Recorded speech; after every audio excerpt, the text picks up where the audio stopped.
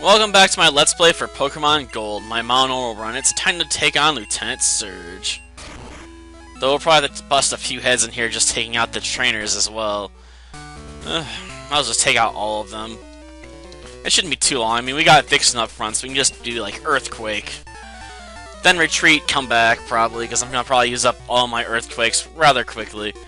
I only have a handful of them, after all. I'll probably save a few of them, though, if I, bring in, Scout for this battle. As he mostly plays around with, Magnemites. I probably could have stomped that, too, and won just with that. I had 20 levels on it, so it probably would have worked. Probably. If it doesn't work, I could at least flinch it, maybe. Oh, that's right, Voltor's pure electric. It doesn't have any resistance like Magnemite would. Yeah, I'm gonna send in Scout. Do a few fire punches, you know, to take advantage of their steel typing.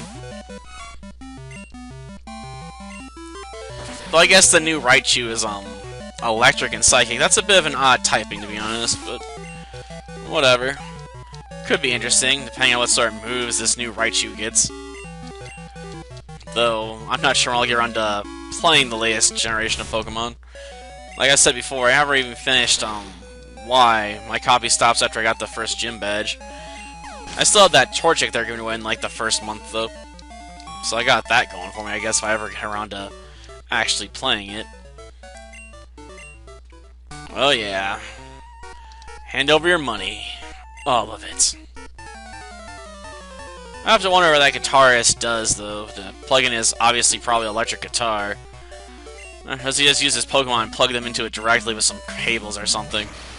So like when Ash was super powering up Pikachu that one episode to take on Brock. Bit cruel and unusual, I think, you know, to hook your best buddy up to some power plant so you can supercharge it, but, you know, that's how Ash rolls sometimes. Unintentionally cruel and stupid. And yes, this juggler has nothing but electrodes. Just to bore us with how lacking in variety and taste he is. Seriously, it's nice to have more on your team, you know, than the same Pokemon over and over and over again. Even if you're doing a mono-type team, it's nice to have a little diversity.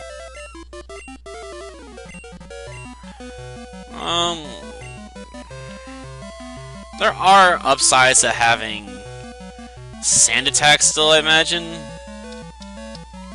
But I'd rather have Confuse Ray. Blinding your opponents isn't as great as, you know, being able to confuse them, in my opinion. Not that we'll probably be using Confuse Ray this episode, let's face it. I can stomp or Earthquake my way to victories. There's no point in bothering, you know, with Confuse Ray and setting up confusion on my opponent and hope they smack themselves. Not if I can drop them in one hit. But I imagine Femme Fatale will have a bit easier time with that strategy on the grounds that she's ground type and gets stabbed with Earthquake, unlike Vixen. But, whatever. It's powerful enough to work relatively well, even if you don't have stab bonus. Man, Horton, you're really boring.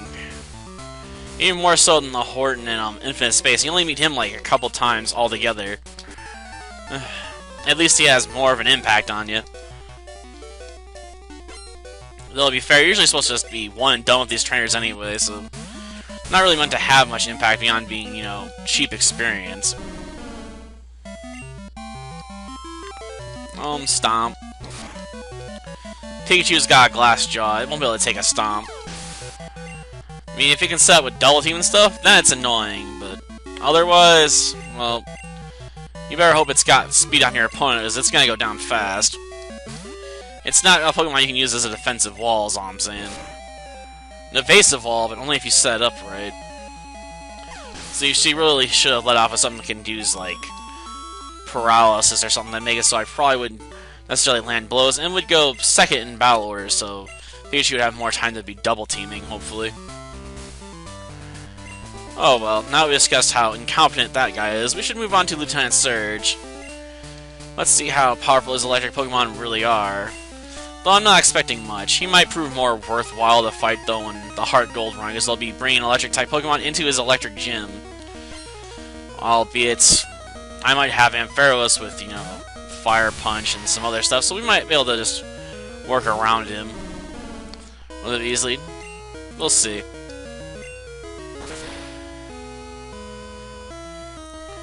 Well, I'll be surprised if that doesn't take it out, to be honest.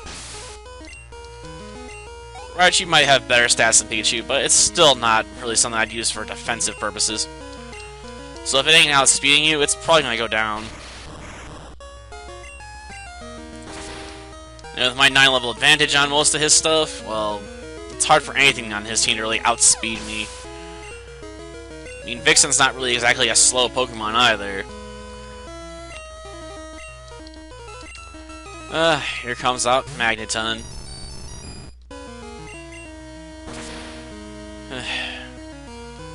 Problem is, it has a quadruple weakness, and it doesn't have any abilities right now to negate that with, say, floating, so it can avoid ground attacks. So yeah, having abilities definitely add new dimensions to battles. You couldn't exploit some weaknesses on certain Pokemon as you had immunities through your ability, which is cool to a certain extent. As long as you were aware of them before the battle started, because it sucks when your first attack misses because of your lack of knowledge on a topic.